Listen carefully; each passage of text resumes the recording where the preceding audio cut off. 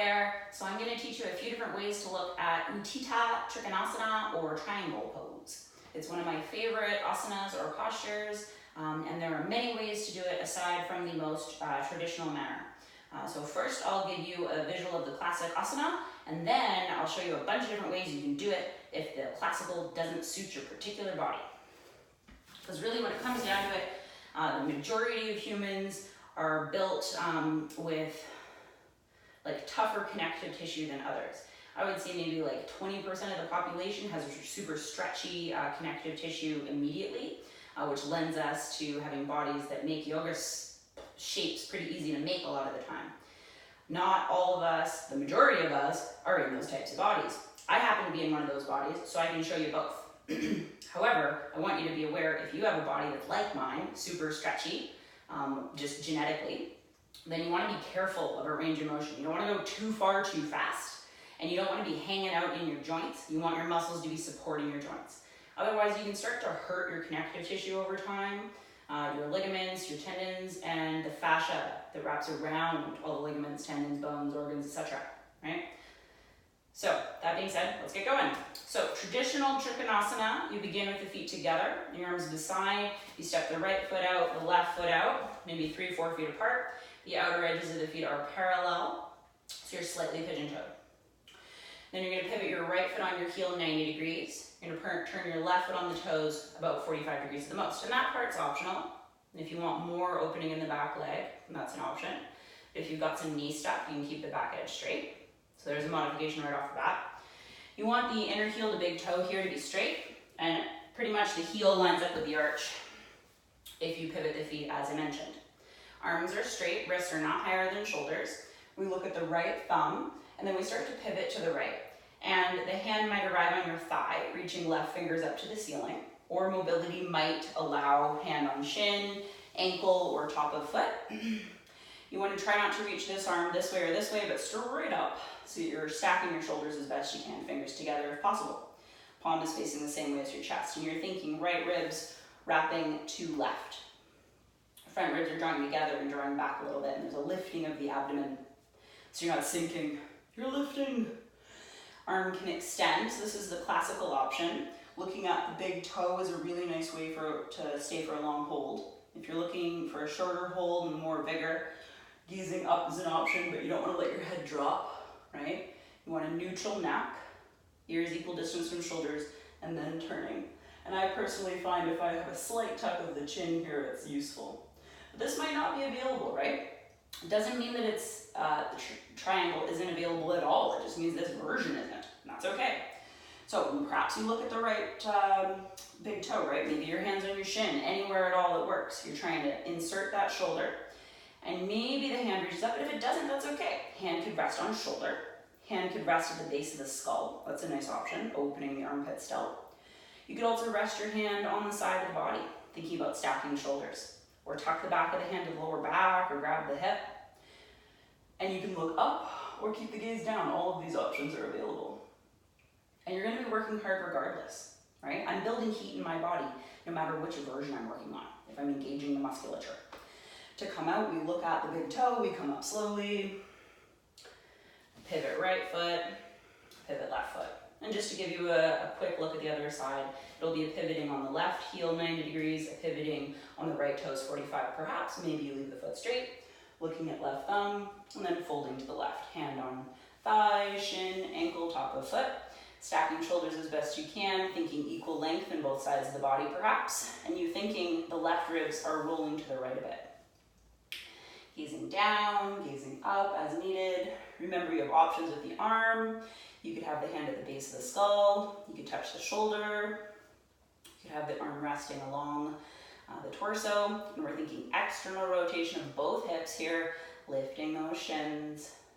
I imagine that someone's got their fingers on my shins and I'm pressing my shins into their fingers, both legs. You could tuck the back of the hand to the lower back, or if the movement was there, you could grab your thigh or your waist if you wanted to a little bit, but you wouldn't want to create too much movement here, just enough so those shoulders are stacked or less, right? When we come out, we look down, we come up. All right, pivoting, stepping it in. So that's the, shape that all other Trikonasanas are kind of based upon, right? So now we make the shape suit us. So if perhaps can't quite reach your foot, not comfy there, doesn't feel comfortable to have your hand on your thigh or your shin, you have blocks, right? It's a great option. So you can place them beside you. Both blocks would be the highest option, and I'll just show you what this all looks like. So you'd step your right foot out, your left foot out, turn your right foot on your toes, so your baby toe is pretty close to that block. Maybe drag your heel back a little. Extending the arms, folding, and then your hand can rest on the block. And in this case, I placed them a little too far away, so you want it a little bit closer, about there. And then you can extend the arm. So this is a great option if it's intense. You could go lower as another option, right? And this will be a little bit easier to balance. Now, in order to look at the pose a little bit differently with a chair, I'll show you that too. So pivoting the feet, stepping it in. So this is another version that I really like, and there's a couple different ways you can look at it. Let's see, I'll turn it over here, and you can see both sides. So top edge of the chair here, foot quite close, right foot out, so the feet are about as wide as we want them to be. And turn your left foot on your heel, and you can have your feet as far apart or as close together as feels right for your particular groin tissue. Everyone's body is quite different.